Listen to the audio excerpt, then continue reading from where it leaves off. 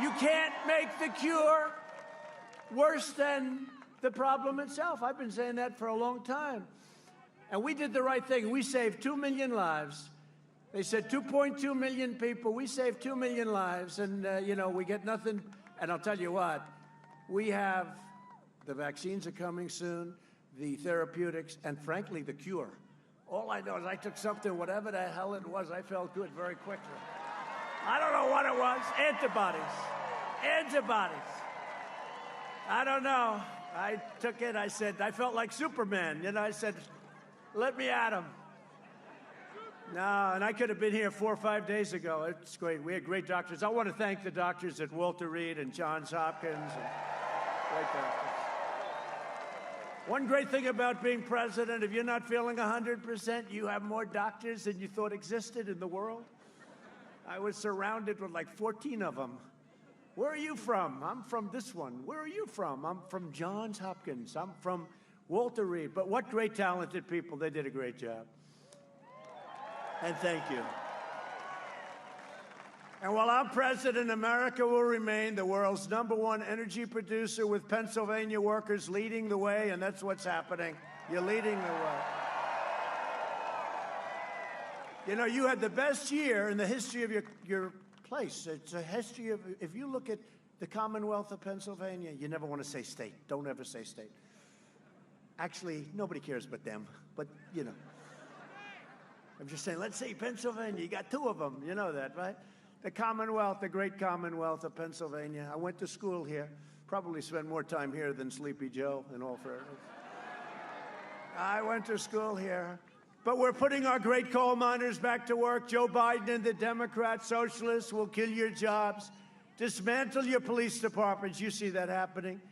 And we've got, did you see in the debate the other night, I said to him, name one law enforcement agency, just one, in the whole country that supports you. He couldn't do it. Then Chris Wallace bailed him out. Then I say, how come you got the 3.5 million from Russia? And they bailed him out again. He was choking like a dog. They bailed him out. But they want to dissolve your borders. They don't want borders. They want to have open borders, release criminal aliens, raise your taxes, confiscate your guns, get rid of your Second Amendment. I mean, here's one that's incredible. Destroy your suburbs. Okay, so they talk about the suburban women. And somebody said, I don't know if the suburban woman likes you. I say, why? But we had this. I love you too. They said, they may not like the way you talk, but I'm about law and order. I'm about having you safe. I'm about having your suburban communities. I don't want to build low-income housing next to your house, okay, if that's okay. And I ended the regulation, the rule, that made the zoning so impossible that you had to destroy your communities. And then I hear the suburban woman. I think that the suburban woman, and I used to say suburban housewife, I used to take heat, but I said, does anybody care? Do you care if I say suburban? No, they're all going, no. Again, the only one cares is them. Trump said suburban housewife, but I didn't say it because I don't. You learn very quickly. You learn very quickly. But suburban women, they should like me more than anybody here tonight because I ended the regulation that destroyed your neighborhood. I ended the regulation that brought crime to the suburbs. And you're going to live the American dream, and that's what you're going to do. And remember this, 29% of the people experiencing the American dream in the suburbs happen to be minority. And you don't know that, but 29%. And we're doing this for everybody. We're not doing it one way or the other. We're doing it. And I ended it. They said, sir, we can amend it. I said, no, I don't want to amend it. I want to end it. It was a horror show. And this loser, Cory Booker, is the guy that's going to be in charge of the program. The guy's a stone-cold loser, 1%. He got 1%. He ran. He was going to be great. 1%. Every week. He was like her. Down, down, down. They should have picked him.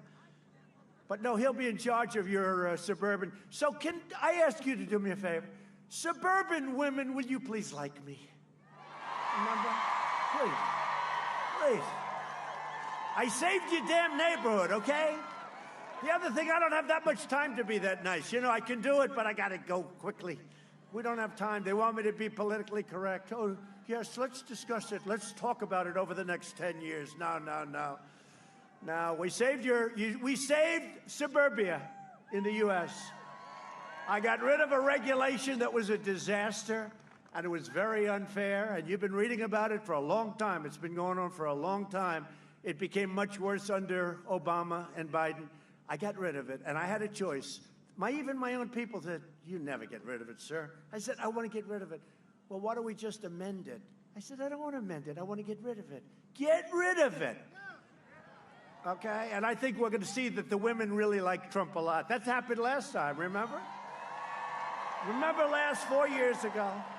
4 years ago, they said, women will never vote for him. I said, why am I so bad? They said, the women will never vote. Then I got 52%. They said, what the hell happened with the women? Except this time, see, this is much easier. Because then I was a developer. I was doing great. Everything was nice. But I had never done this before. I came in. I said, I'm going to rebuild our military. I'm going to cut your taxes. I'm going to cut your regulations. I'm going to get you this. I'm going to get you that. I'm going to take care of our vets. I mean, I did things that, frankly, I never even talked about, like Space Force. I never talked about Space Force. The wall is almost